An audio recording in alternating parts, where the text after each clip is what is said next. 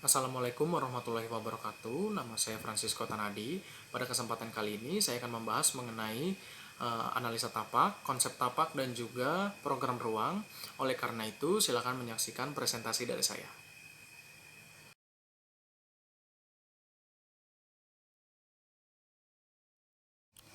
Konsep yang ada pada rancangan kali ini yaitu memiliki tema mengalir, di mana konsep ini mengambil filosofi dari gelombang, bisa kita lihat dari bentuk dari massa bangunan menyerupai gelombang. Dan untuk deskripsinya sendiri, bangunan ini terinspirasi oleh bentuk garis atau gelombang atau kurva di mana memiliki makna anggun, halus, dan juga bebas. Selain itu, bangunan ini juga didesain dengan memadukan antara seni dan ilmu pengetahuan sehingga membuat bangunan ini menjadi lebih menarik. Bentuk yang unik dari bangunan ini juga akan membuat bangunan ini menjadi ikonik di daerahnya. Untuk karakternya sendiri, bangunan ini memiliki karakter mengalir dan juga tenang seperti karakter dari gelombang. Dan untuk ide dasarnya sendiri yaitu garis dan juga lingkaran. Untuk konsep yang kedua, kita bisa lihat bahwa bangunan ini juga berorientasi pada beberapa tema konsep lain, di mana yang pertama itu ada integration and connectivity, di mana dideskripsikan dengan mengintegrasikan antara seluruh elemen bangunan, ruang dalam serta ruang luar secara efektif dan juga efisien, serta membangun konektivitas dan aktivitas berkelanjutan dalam setiap masa menggunakan ruang terbuka seperti jalur pedestrian dan juga penghubung transportasi publik. Dan untuk selanjutnya itu ada transformation, di mana transformasi bentuk massa dari orientasi dan view serta memberikan pergerakan vertikal yang disesuaikan dengan pengaruh kebutuhan fungsi dan juga potensi. Dan selanjutnya ada open public space, di mana menyediakan ruang terbuka publik yang difungsikan sebagai ruang interaksi sosial serta menjadi area olahraga baik indoor maupun outdoor. Dan yang terakhir ada ecological and sustainability. Untuk konsep ini, konsep arsitektur hijau yang diterapkan pada bangunan ini di mana mengacu pada pemanfaatan cahaya alami, pengkondisian udara alami, dan juga material bangunan dengan memperhatikan kesesuaian nilai-nilai keselarasan serta keseimbangan. Dan untuk bagian zoning sendiri, kita bisa lihat terdapat view dari atas dan juga dari samping.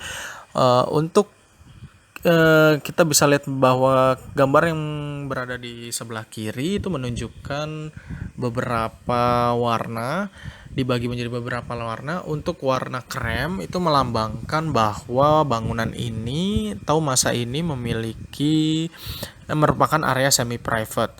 Dan untuk yang berwarna merah itu menyimbolkan bahwa area ini merupakan area publik. Contohnya itu seperti playground, area restoran, dan juga lain-lain. Dan untuk gambar yang berada di sebelah pojok kanan bawah itu terdapat 3 warna, yaitu ada merah, krem, dan juga biru. Untuk masa bangunan yang berwarna merah tersebut merupakan masa bangunan yang diisi dengan area-area publik seperti restoran, tempat-tempat berkumpul, dan juga lain-lain. Dan untuk bagian-bagian yang berwarna krem merupakan bagian area semi private, di mana merupakan bagian untuk seperti ruangan-ruangan tribun dan juga area-area olahraga.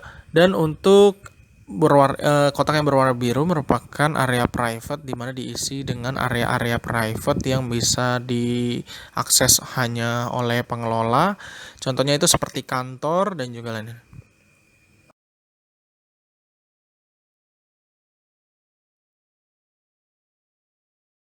Dan untuk data tapak selanjutnya yaitu analisa makro. Untuk analisa makro dari tapak ini sendiri yaitu berada di Kecamatan Kebayoran Baru. Untuk informasinya, Kebayoran Baru merupakan sebuah kecamatan yang terletak di daerah Kota Jakarta Selatan dan merupakan pusat pemerintahan dari Kota Administrasi Jakarta Selatan. Kecamatan ini sebagian besar merupakan daerah pemukiman, meskipun beberapa bagian juga merupakan daerah pertokoan atau Blok M dan pusat bisnis Sudirman Business District SBD. Untuk batas wilayahnya sendiri kita untuk dari keempat penjuru, untuk utara itu berbatasan dengan Kecamatan Tanah Abang, untuk selatan berbatasan dengan Kecamatan Cilandak, untuk timur berbatasan dengan Kecamatan Mampang Prapatan, dan untuk barat berbatasan dengan Kecamatan Kebayoran Lama. Untuk luas wilayah dari Kecamatan Kebayoran Baru ini sendiri yaitu 1.293 hektar, dan untuk jumlah penduduk yang berada di Kecamatan Kebayoran Baru yaitu 220.000 jiwa yang didata pada tahun 1989. Untuk jarak-jarak fasilitas menuju Tapak, kita bisa lihat ada Gelora Bung Karno yang berjarak hanya 3,6 km dari Tapak, dan selanjutnya ada Gandaria City Mall yang berjarak 2,6 km dari Tapak, dan ada Siloam Hospital yang berjarak 4,6 km dari Tapak, dan Stasiun Kebayoran yang berjarak 3,4 km dari Tapak. Selanjutnya ada Satya Negara Indonesia University yang berjarak 3,4 km dari Tapak, dan juga Pondok Indah Grand Masjid Pondok Indah Grand yang berjarak 4,6 km.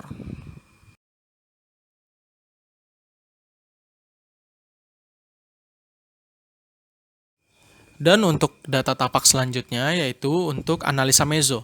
Untuk analisa mezo sendiri berada di Kelurahan Keramat Pela yang beralamat di Jalan Gandaria Tengah, nomor 5, RT 13, RW 1, Kelurahan Keramat Pela, Kecamatan Kebayoran Baru, Jakarta Selatan. Untuk batas wilayah dari 4 penjurunya sendiri yaitu ada utara berbatasan dengan Jalan Kiai Maja dan Kelurahan Gunung, untuk selatan berbatasan dengan Jalan Pela, Kelurahan Gandaria Utara, dan juga Kelurahan Pulo. Untuk timur berbatasan dengan Jalan Panglima Polim dan Kelurahan Malawai, dan untuk barat berbatasan dengan Kali Grogol dan wilayah Kecamatan Kebayoran Lama. Untuk luas wilayahnya itu itu sebesar 123,8 hektar. Untuk jumlah penduduk yang berada di Kelurahan Keramat Pela ini sendiri ada 17.372 jiwa yang didata pada tahun 2013. Dan untuk jarak fasilitas menuju Tapak yang berada di Kelurahan Keramat Pela ini sendiri ada The Pakubuwono View yang berjarak 3 km dari Tapak, dan juga untuk Gandaria City Mall yang berjarak 1,1 km dari Tapak. Selanjutnya ada Filosofi Kopi Melawai yang berjarak 1,8 km dari Tapak. Selanjutnya ada MRT Blok M BCA yang berada di jarak 1,8 km dari Tapak. Selanjutnya ada Majestic Market yang berjarak 1,2 km dari Tapak, dan juga Pertamina Central Hospital yang berada di jarak 700 meter dari Tapak.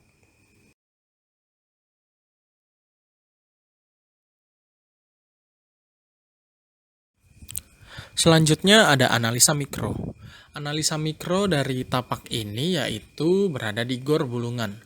Untuk informasinya sendiri berada di Gor Bulungan, nomor 6, Jalan Bulungan nomor 1, RT 11 RW 7, Keramat Pela, Kecamatan Kebayoran Baru, Kota Jakarta Selatan, Daerah Khusus Ibu Kota Jakarta, dengan kode pos 12.130. Untuk batas wilayah sendiri, untuk bagian utara berbatasan dengan SMAN 70 Bulungan, untuk bagian timur berbatasan dengan Warung Gelanggang Remaja, untuk bagian selatan berbatasan dengan Jalan Mahakam, dan untuk bagian barat berbatasan dengan Jalan Bulungan. Untuk jarak fasilitas menuju Tapak sendiri yaitu terdapat Mall Blok M yang berjarak 1,6 km dari Tapak. Selanjutnya ada MRT Blok M BCA yang berjarak 1 km dari Tapak. Selanjutnya ada Taman Langsat yang berjarak 1,1 km dari Tapak. Selanjutnya ada Pertamina Central Hospital yang berjarak 700 meter dari Tapak, dan Majestic Market yang berjarak 1,1 km dari Tapak, dan yang terakhir itu ada Filosofi Kopi Melawai yang berjarak 1,7 km dari Tapak.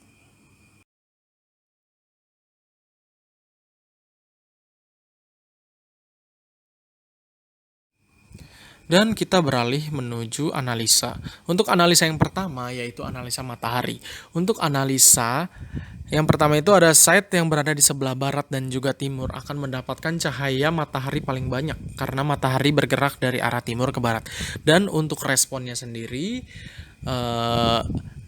Karena sinar matahari bergerak dari timur ke barat sehingga arah timur dan barat menjadi arah yang paling banyak terkena sinar matahari, maka untuk responnya kita memberikan sisi barat dan juga timur sebagai sisi bangunan yang paling pendek, sehingga sisi bangunan ini tidak terlalu berpengaruh pada suhu bangunannya.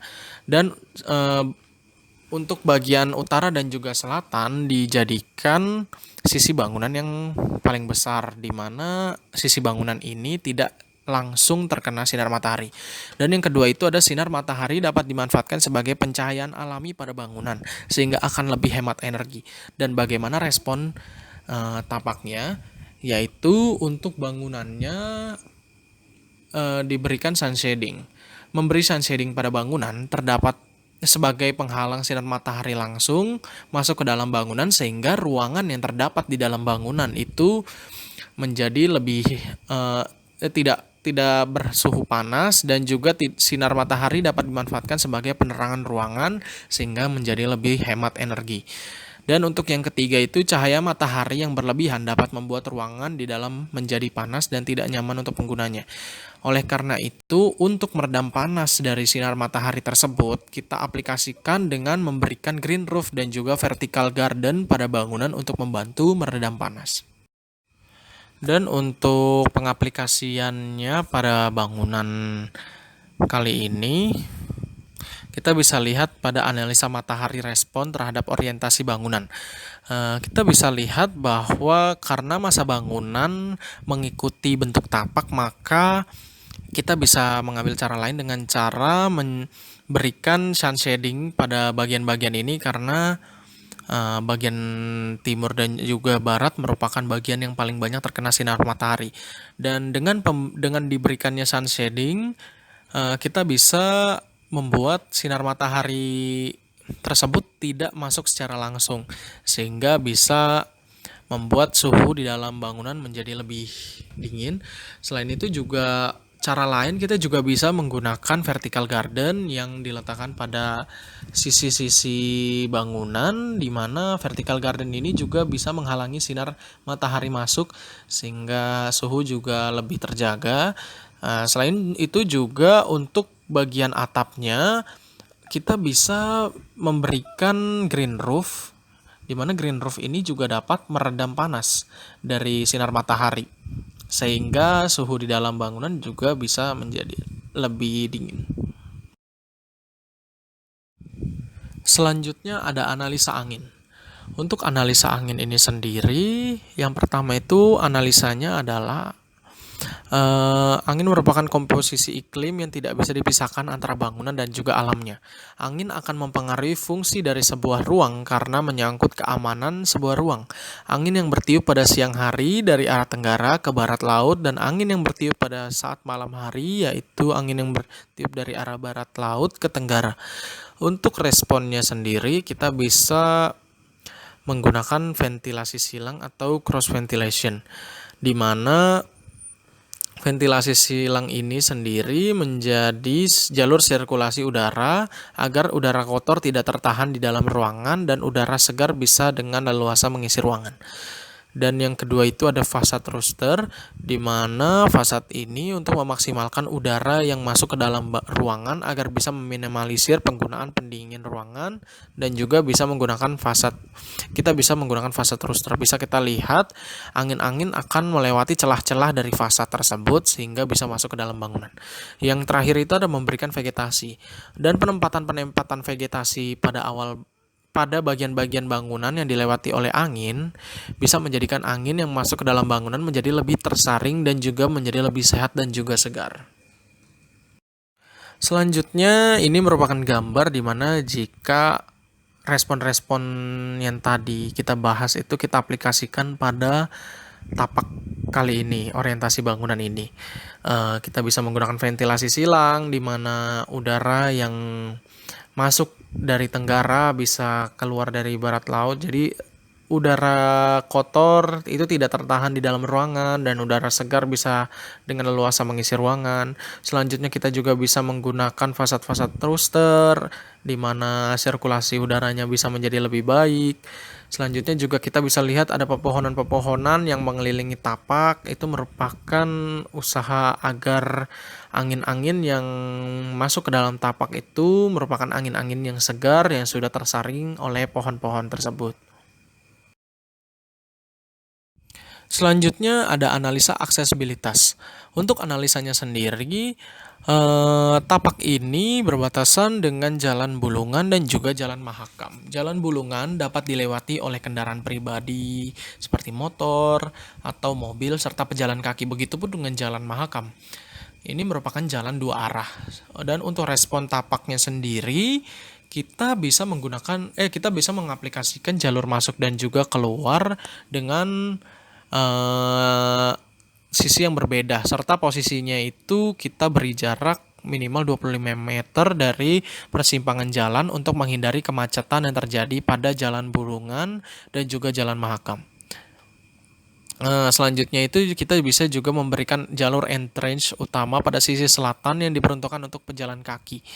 Karena jalur pada bagian ini merupakan bagian yang paling ramai berlalu lalangnya kendaraan, sehingga dengan meletakkan jalur entrance di sini juga bisa menjadi identitas dari bangunan ini sendiri. Dan selanjutnya bagaimana jika respon-respon dari analisa aksesibilitas yang tadi kita bahas kita aplikasikan pada orientasi bangunan, kita bisa lihat bahwa kita bisa meletakkan jalur masuk dan juga keluar yang berbeda serta posisinya minimal 25 meter ini pada bagian jalan Mahakam, di mana bagian ini akan dijadikan jalur parkir. Selanjutnya juga kita bisa memberikan entrance pada dua sisi, yaitu pada bagian barat dan juga barat laut. Dan yang pertama itu di bagian barat yang berhadapan langsung dengan masa utama dan juga bagian barat laut yang berhadapan dengan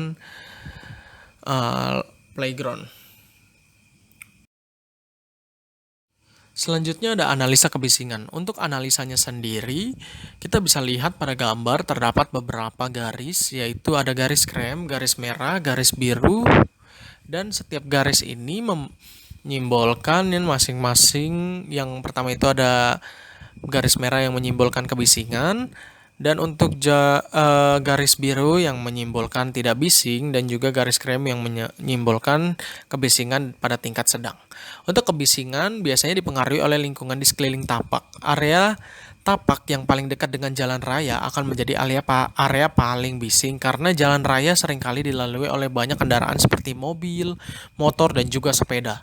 Kita bisa lihat bahwa sisi yang berbatasan langsung dengan tapak yaitu sisi barat dan juga sisi selatan, di mana barat berbatasan dengan jalan Bulungan dan juga sisi selatan yang berbatasan dengan jalan Mahakam. Dan bagaimana respon tapaknya? Untuk respon tapaknya itu penzoningan kebisingan, di mana tidak semua area publik merupakan area bising, maka lebih tepat bila meletakkan ruangan bising di area yang paling bising. Dan untuk ruangan yang tidak bising atau membutuhkan ketenangan diletakkan pada paling jauh dari area bising.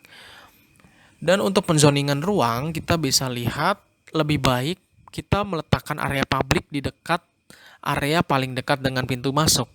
Karena area publik bisa dimasuki oleh semua orang, lalu semakin ke dalam menjadi area semi public, dan juga yang terakhir itu merupakan area private yang paling jauh dari area kebisingan.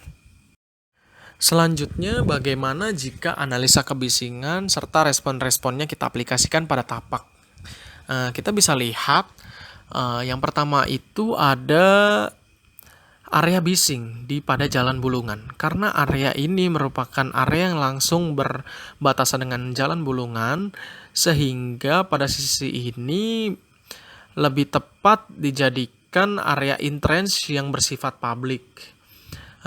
Selanjutnya itu di bagian selatan itu ada Jalan Mahakam, di mana sisi ini lebih tepat dijadikan area parkir karena merupakan area-area publik.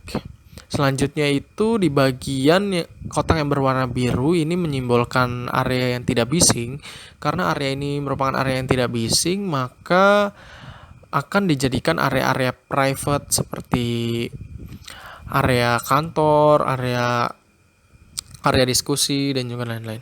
Selanjutnya itu di bagian yang kotak berwarna krem ini merupakan area yang memiliki intensitas kebisingan rendah atau sedang, maka area ini akan dijadikan area semi public seperti contohnya itu adalah playground. Selanjutnya ada analisa tautan lingkungan. Untuk analisanya sendiri, kita bisa melihat dari 4 mata penjuru. Sisi yang kotak berwarna kuning, kita bisa lihat itu merupakan sisi yang berbatasan langsung dengan pemukiman. Dan untuk yang berwarna merah, itu juga berbatasan dengan pemukiman. Untuk yang berwarna biru, itu berbatasan dengan Jalan Mahakam. Dan untuk berwarna orange, itu berbatasan dengan Jalan Bulungan. Untuk orientasi bangunan yang mengarah ke pemukiman berpengaruh terhadap sirkulasi jalannya angin, di mana jalannya angin akan terhalang oleh pemukiman tersebut. Dan bagaimana responnya? Kita bisa membuat masa-masa bangunan lebih tinggi dari pemukiman sehingga angin itu tidak terhalang oleh bangunan-bangunan pemukiman. Dan yang selanjutnya itu orientasi yang terlalu mengarah ke jalan akan berpengaruh pada keamanan pada bangunan, akan tetapi menjadi efektif pada sirkulasi jalan, di mana orientasi bangunan ini tepat berada di depan jalan untuk akses keluar masuk. Dan bagaimana responnya? Kita bisa meletakkan orientasi bangunan yang menghadap ke jalan dengan dijadikan fasad utama, sehingga ini akan memperkenalkan bahwa bangunan ini bagaimana identitas dari bangunan ini. Selanjutnya kita akan lihat bagaimana respon-respon dari analisa tautan lingkungan tersebut jika kita aplikasikan langsung pada orientasi bangunan. Kita bisa lihat untuk bagian-bagian yang berbatasan dengan pemukiman, maka daerah ini akan kita berikan ketinggian masanya itu paling tinggi, di mana melewati tingginya masa pemukiman, sehingga angin-angin dari luar itu tidak terhalang oleh pemukiman. Selanjutnya untuk bagian barat dan juga selatan yang berbatasan dengan jalan, maka area-area ini kita jadikan fasad utama, sehingga bangunan ini bisa menunjukkan identitasnya pada sisi ini. Selanjutnya juga kita bisa memberikan vegetasi sebagai buffer dari suara-suara kebisingan yang terjadi pada Jalan Bulungan dan juga Jalan Mahakam. Selanjutnya itu kita akan bahas mengenai analisa vegetasi. Untuk analisanya sendiri, pada lingkungan tapak, kita bisa lihat bahwa masih terdapat banyak vegetasi alami berupa area yang banyak ditanami tumbuhan. Akan tetapi tapak ini masih perlu ditambah vegetasi yang lebih tertata agar terlihat rapi. Dan bagaimana responnya? Dari peletakan pohon, kita bisa menggunakan pepohonan kecil seperti perdu untuk orientasi bangunan yang menjadi fasad utama, sehingga pepohonan ini tidak menutup masa bangunan yang merupakan fasad bangunan utama yang difungsikan sebagai identitas dari bangunan tersebut. Selanjutnya kita bisa memberikan vegetasi di area lingkungan bangunan yang dengan menggunakan pohon-pohon yang dapat dijadikan sebagai penyejuk lingkungan. Dapat juga menjadi peredam kebisingan dan juga dapat menghalangi intensitas masuknya sinar matahari ke dalam bangunan secara langsung. Dan untuk jenis-jenis pohon yang direkomendasikan untuk tapak ini yaitu ada kiara payung, trambesi, cemara, angsana, dan juga aksia.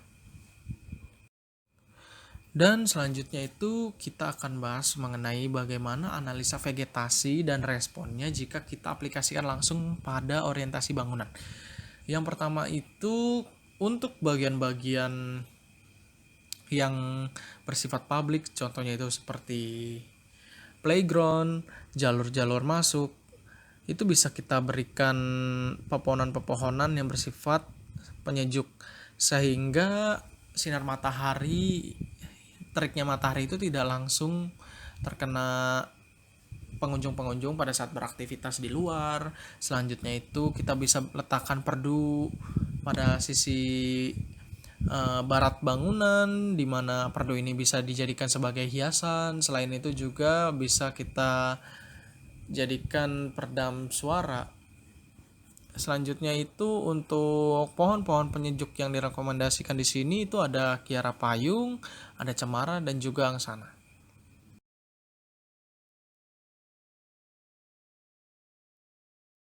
Selanjutnya di sini ada program ruang dari Sport Center ini. Untuk program ruang yang bisa diakses oleh pengelola itu ada jenis ruangnya, itu ada ruang staff dan juga ruang service. Dan untuk ruang staff ini dibagi menjadi ruang general manager, ruang sekretaris, manajer staff, rapat, arsip, keamanan, monitoring CCTV. Dan untuk kapasitasnya sendiri itu general manager berkapasitas satu orang dengan ukuran standar ruangnya itu ada 19 meter persegi per orang dengan luasan 19 meter persegi. Selanjutnya itu ada sekretaris dengan kapasitas 2 orang, ruangan sekretaris dengan kapasitas 2 orang, dan untuk ukuran standar ruangannya itu ada 11 meter persegi. Untuk ruang manajer itu berkapasitas 4 orang, di mana standar ruangnya itu adalah 14 meter persegi per orangnya. Untuk ruangan staff itu memiliki kapasitas 10 orang, dan untuk ukuran standar ruangnya itu ada 4,5 meter persegi per orang. Untuk ruang rapatnya itu ada kapasitas 7 orang dengan ukuran standar ruangnya itu adalah 1,6 meter persegi per orang. Selanjutnya itu ada ruang arsip di mana berkapasitas 6 orang dan juga memiliki ukuran standar ruang itu 1,6 meter persegi per orang. Ruang keamanan pun memiliki kapasitas 4 orang dan juga ukuran ruangnya itu 4,5 meter persegi.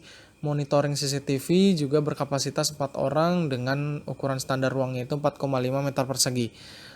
Untuk area servis itu dibagi, yang pertama itu ada locker pria dan wanita dengan kapasitas 40 orang, dan untuk ukuran standar ruangnya itu ada 0,6 meter persegi per orang. Untuk musola dia memiliki kapasitas 20 orang, untuk ukuran standar ruangnya itu adalah 0,6 meter persegi per orang, dan untuk toilet pria itu memiliki kapasitas 1 orang di mana ukuran standar ruangnya itu adalah 2,4 meter persegi per orang. Dan untuk toilet wanitanya juga memiliki kapasitas 1 orang dengan ukuran standar ruangnya itu ada 2,4 meter persegi per orang. Untuk toilet disabilitas itu kapasitasnya juga 1 orang, dan untuk ukuran standar ruangnya itu ada 3,2 meter persegi. Selanjutnya itu ada pengunjung. Untuk pengunjung itu untuk penunjang. Untuk penunjang itu jenis ruangannya itu ada bisnis, dapur, kantin, dan juga servis. Untuk jenis ruang bisnis itu ada supermarket, kantin pengelola, food court, dan juga klinik. Untuk standar ruang dan juga kapasitasnya, supermarket berkapasitas 100 orang dengan ukuran standar ruangnya itu 1 meter persegi. Kantin pengelola dengan kapasitas 50 orang dengan standar ruangnya itu 2 meter persegi. Food court dengan kapasitas 100 orang dengan ukuran standar ruangnya 2 meter persegi. Klinik dengan kapasitas 10 orang dengan ukuran standar ruangnya 1,2 meter persegi. Dan untuk dapur kantin itu dibagi lagi menjadi dishwashing, pendingin, dapur kotor, dapur bersih. Dan untuk dishwashing itu memiliki kapasitas 5 orang dengan standar ukurannya itu adalah 1,2 meter persegi. Dapur kotor kapasitasnya itu 5 orang dengan ukuran standar ruangnya 1,2 meter persegi, dan juga dapur bersih kapasitasnya itu 5 orang dengan standar ruangnya itu 1,2 meter persegi. Dan untuk area servis itu dibagi menjadi musola, toilet pria, toilet wanita, dan juga toilet disabilitas. Untuk musola memiliki kapasitas 30 meter per 30 dengan ukuran standar ruangnya itu 0,6 meter persegi per orang. Untuk toilet pria itu kapasitasnya satu orang dengan luasan 2,4 meter persegi. Untuk toilet wanita itu juga satu orang, kapasitasnya dengan ukuran standar ruangnya 2,4 meter persegi. Dan juga untuk toilet disabilitas memiliki kapasitas satu orang dengan standar ruangnya itu 3,2 meter persegi per orang. Selanjutnya itu ada kegiatan olahraga di mana jenis ruangnya ini ada outdoor, indoor, dan juga service indoor. Untuk ruangan dari outdoor ini ada lapangan futsal dengan kapasitas 10 orang dengan ukuran standar minimumnya itu 375 meter persegi. Untuk jogging tracknya ini kapasitas 30 orang dengan ukuran standar ruangnya itu 400 meter persegi. Untuk area skateboard memiliki kapasitas 10 orang dengan ukuran standar ruangnya itu 30 meter persegi. Motorik playground memiliki kapasitas 30 orang dengan ukuran standar ruangnya itu 6 meter persegi. Teater outdoor memiliki kapasitas 50 orang dengan ukuran standar ruangnya itu ada 1,2 meter persegi per orang. Urban farming dia memiliki kapasitas 20 orang dengan ukuran standar ruangnya itu ada 100 meter persegi. Selanjutnya itu ada indoor. Untuk indoor dibagi menjadi yang pertama itu gym dengan kapasitas 20 orang dengan luasan 40 meter persegi, lapangan badminton dengan kapasitas 4 orang dengan luasan 81,4 meter persegi, lapangan basket di 3 on 3 di mana kapasitasnya itu ada 6 orang, dan juga untuk luasannya itu ada 165 meter persegi. Untuk kolam renang umum dia memiliki kapasitas 10 orang dengan luasan 312,5 meter persegi. Dan untuk kolam renang atletik dia memiliki kapasitas 8 orang dengan luasan 1050 meter persegi. Dan ada service indoor. Ruangan service indoor dia dibagi menjadi yang pertama itu ruang ganti dengan kapasitas 1 orang dengan luasan 1,5 meter persegi, toilet pria dengan kapasitas 1 orang dengan luasan 2,4 meter persegi, toilet wanita kapasitas 1 orang dan juga luasan 2,4 meter persegi, toilet disabilitas kapasitas 1 orang dengan luasan 3,2 meter persegi. Selanjutnya itu ada utilitas. Untuk utilitas tersendiri ini memiliki jenis ruangnya itu ada mechanical dan juga electrical. Ruangan-ruangannya ini ada seperti ruangan genset dengan standar ruangnya itu 50 meter persegi, ruang pompa dengan luasan 9 meter persegi, panel dengan luasan 30 meter persegi, reservoir dengan luasan 100 meter persegi, water tank dengan luasan 100 meter persegi, water chiller dengan luasan 50 meter persegi, boiler dengan luasan 18 meter persegi, ahu dengan luasan 30 meter persegi. Selanjutnya juga STP dengan luasan 20 meter persegi, trafo dengan luasan 9 meter persegi, PABX dengan luasan 40 meter persegi, garbage dengan luasan 50 meter persegi, gudang engineering dengan luasan 30 meter persegi, serta gudang barang dengan luasan 6 meter persegi. Selanjutnya itu ada parkiran. Untuk jenis kegiatan parkir di sini yang disediakan yaitu ruang umum dan juga pengelola. Untuk jenis ruang umum dia itu dibagi menjadi parkir mobil dan juga parkir motor, di mana parkir mobil memiliki kapasitas 400 orang dan juga untuk standar ruangnya itu 15 meter persegi per mobil. Parkir motor dengan kapasitas 200 motor dengan ukuran standar ruangnya itu 1,5 meter persegi motor. Untuk bagian pengelola ini ruangannya itu ada parkir mobil dengan kapasitas 80 orang dengan standar ruangnya itu 15 meter persegi per mobil. Untuk parkir motornya itu ada kapasitas 40 orang dengan standar ruangnya itu 1,5 meter persegi per motor. Selanjutnya ada parkir mobil servis di mana memiliki ukuran standar ruangnya itu ada 34 meter persegi. Dan selanjutnya itu ada hubungan ruang.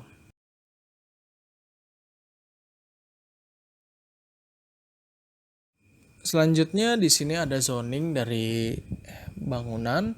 Yang pertama itu ada area private, semi public dan juga public. Untuk area private ini jenis ruang untuk pengelola dan juga penunjang, yaitu untuk pengelola ada general manager, ruang sekretaris, ruang manager, ruang staff, ruang rapat, ruang arsip, ruang keamanan, ruang monitoring CCTV. Dan untuk ruang yang bisa diakses oleh penunjang, ini ada ruang dishwashing, ruang pendingin, ruang dapur bersih, dan juga dapur kotor.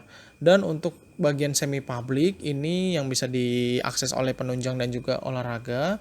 Yang pertama itu untuk penunjang itu ada ruang supermarket, kantin pengelola, food court, klinik. Dan untuk yang difungsikan sebagai area olahraga ini terdiri dari ruang gym, lapangan badminton, lapangan basket, kolam renang umum, dan juga kolam renang atletik.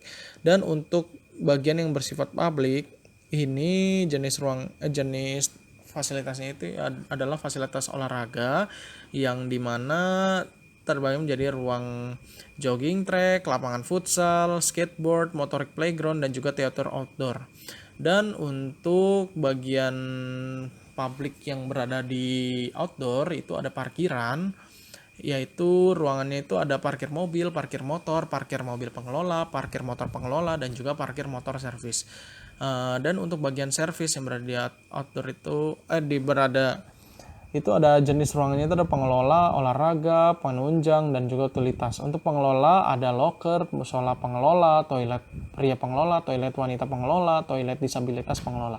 Untuk olahraga itu ada platform dan juga ruang ganti. Untuk penunjang itu ada toilet pria, toilet wanita, toilet disabilitas, dan juga musola.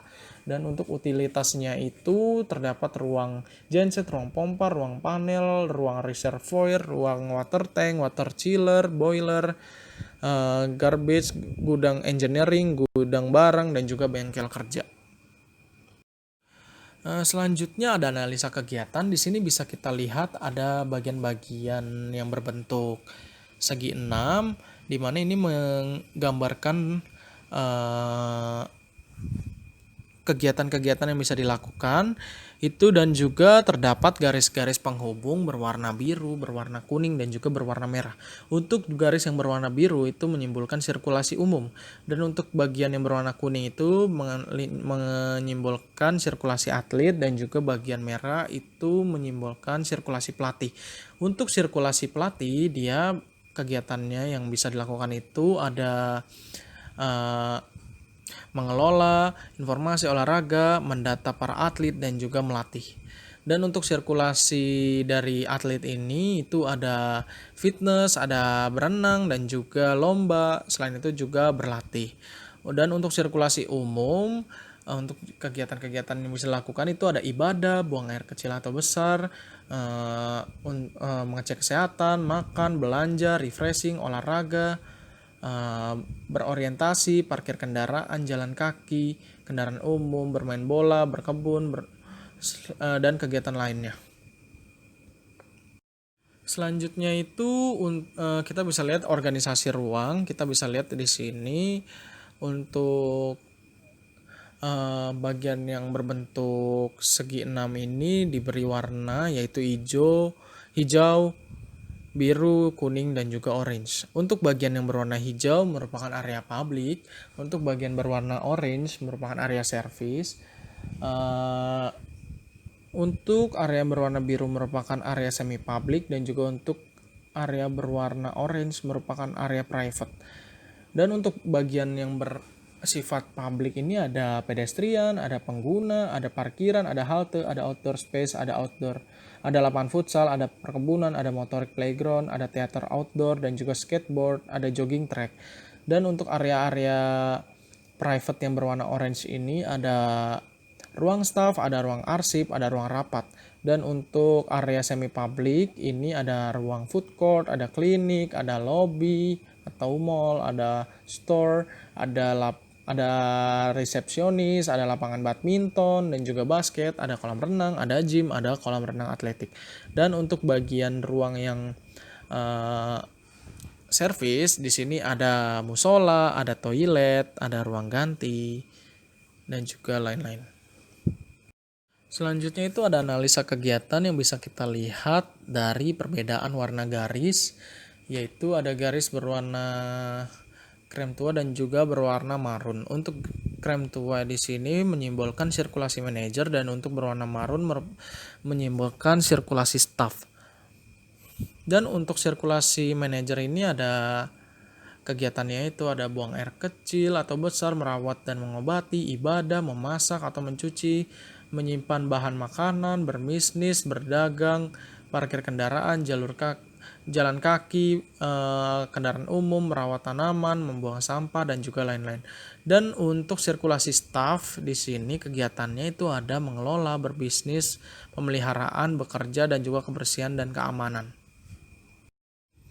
Dan untuk yang terakhir itu untuk organisasi ruangnya itu ada yang berwarna kuning itu merupakan area servis di mana ini terdapat ruang-ruang musola, toilet, ruang utilitas, boiler water chiller, gudang engineering, pompa water tank, bengkel kerja, gudang barang dan juga garbage. Selain itu juga ada ruang-ruang publik yang dimana ruang-ruangan ini contohnya itu ada ruang pendingin, dapur bersih, dapur kotor, ruang general manager, ruang keamanan, ruang monitoring CCTV, ruang sekretaris dan juga manajer, ruang rapat dan juga staff. Dan untuk area yang berwarna biru ini merupakan area semi publik, yaitu untuk ruang-ruangannya sendiri ada klinik, ada food court dan juga supermarket. Dan yang terakhir itu adalah area yang berwarna hijau di mana area ini merupakan area publik yang dimana ruangan-ruangannya ada pedestrian, ada parkiran, ada halte, ada urban farming dan juga outdoor space. Sekian presentasi dari saya, kurang lebihnya mohon maaf. Wassalamualaikum warahmatullahi wabarakatuh.